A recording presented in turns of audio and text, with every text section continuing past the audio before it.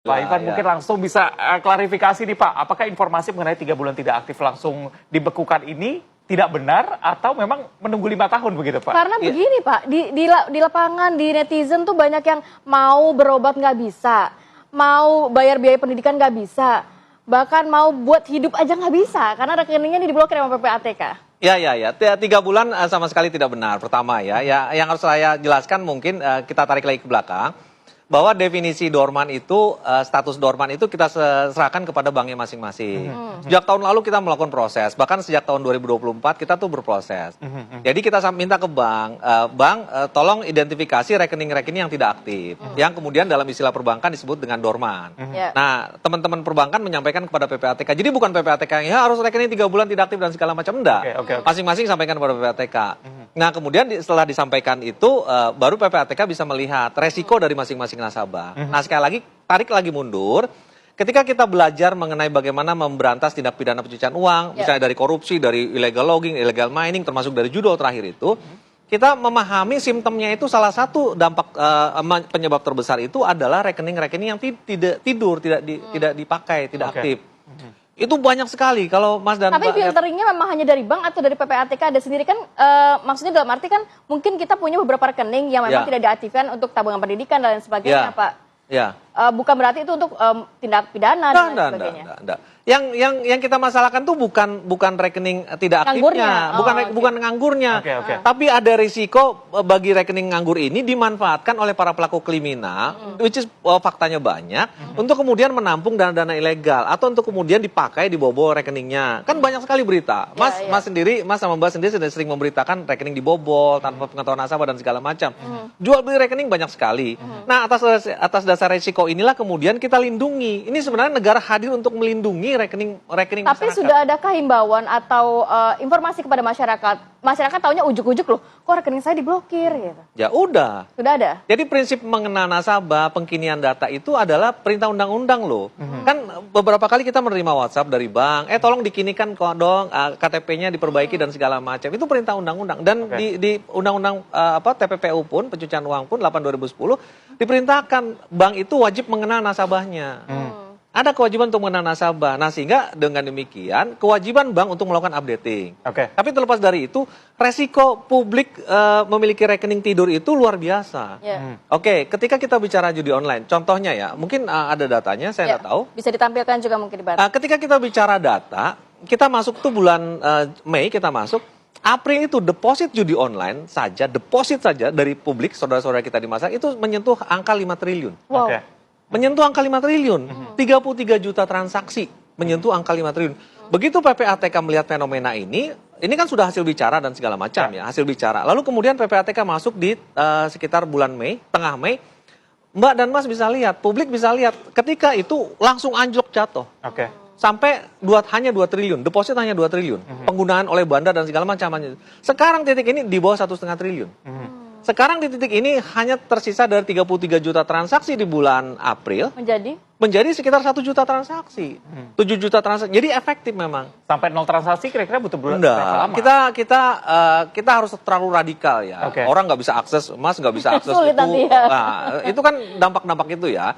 Lalu kemudian adik-adik kita, saudara-saudara kita ini kan top up-nya bisa di mini-mini market. Adik-adik ini kan, tapi kan ada online lewat e-wallet juga begitu, tidak harus melalui rekening bank. Betul. Tapi pada akhirnya kan dari bank ke e-wallet segala macam. Coba saudara-saudara kita lihat di luar sana, ada yang mohon maaf mengakhiri hidupnya, rumah tangga hancur, suami bakar istri, istri bakar suami, barang dijual, barang macam-macam kan.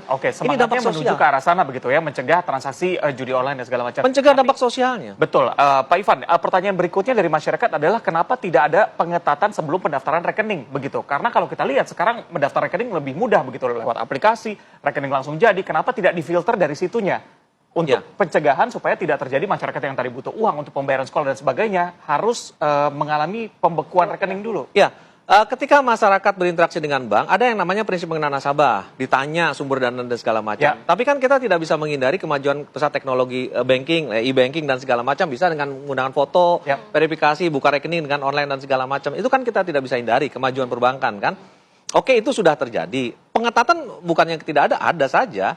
Yang menjadi masalah itu adalah para pelaku, karena sudah ketat, para pelaku pidana ini tidak lagi dengan mudah bisa melakukan pembukaan rekening. Ketika dia melakukan pidana tidak mudah dengan membuka rekening, solusinya apa coba? Pakai rekening orang. Pakai rekening orang. Jual beli rekening. Jual beli rekening. Ya. Makanya kalau publik melihat di website, di katakanlah di tempat-tempat yang jualan market gitu ya, jualan online gitu, itu ada jual beli rekening macam-macam. Oke, pertanyaan berikutnya adalah kenapa tidak ada pembatasan? Kalau kita menggunakan SIM card nomor pribadi, menggunakan NIK, itu dibatasi sampai dengan 4 rekening, 4 nomor telepon misalnya. Kenapa tidak dilakukan seperti itu mengenai rekening, Pak? Kalau rekening bisa sesuai dengan kebutuhan ya. Kalau Mas misalnya sekarang di TV ini, lalu pindah lagi TV sana, stasiunnya minta Kan bank bisa lain, ditutup bank lain, rekeningnya. bank lain gitu. Kan bisa ditutup rekeningnya. Ya, maunya kan bagusnya kan ditutup. Tapi faktanya pembahasan mengenai pembatasan rekening ini ada menuju ke arah sana atau tidak? Iya, salah satunya. Salah satunya itu adalah bagaimana masyarakat ini lebih aware bahwa ada resiko dengan kepemilikan rekening. Ya. Pak, itu harus diupdate. Pak Ivan, dari sisi PPATK sendiri, ada nggak sih sebenarnya dorman biasa sama dorman yang memiliki resiko tinggi yang bisa digunakan untuk hal-hal yang tidak baik seperti tindak pidana? Ya, Ada nggak sih algoritmanya seperti apa gitu seperti dalam apa, proses dan pembukuan? apakah itu juga dibuka secara publik, apa memang hanya audit internal saja? Mesin learning kita punya algoritma itu ya. Jadi ada dorman yang memang resikonya minimal. Ada dorman yang resikonya bisa tinggi banget. Misalnya dorman. Apa tuh, Pak? Contohnya misalnya kalau ketika kita lihat dorman resikonya tinggi banget itu, contoh misalnya kasus di Pangandaran ya. Para petani, para saudara-saudara kita di pedesaan itu kemudian membuka rekening kan. Lalu tidak ada aktivitas. Begitu kita lihat statusnya, loh ini kok statusnya saudara-saudara kita yang kerjanya di daerah dan petani dan segala macam lah. Faktanya terbukti kan yang ditangkap oleh Polres Ciamis itu terbukti satu orang itu Bandar Judol memiliki 300 rekening, isinya di dalam 200-an sekian miliar kan. Nah yang begini kan banyak sekali. Ini kan banyak sekali.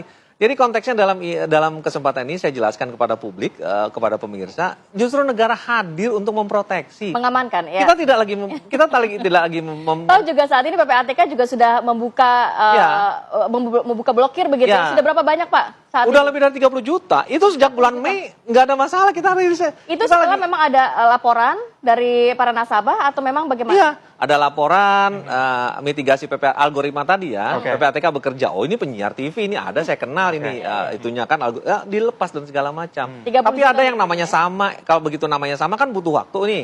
Ini orangnya ada apa enggak gitu kan? Kita lagi melindungi. Haruskah ada pelaporan atau memang otomatis dibuka? Ada yang otomatis, ada yang ada pelaporan. Jadi ketika misalnya mau bayar sekolah nggak ada, periode penghentian ini tidak akan melampaui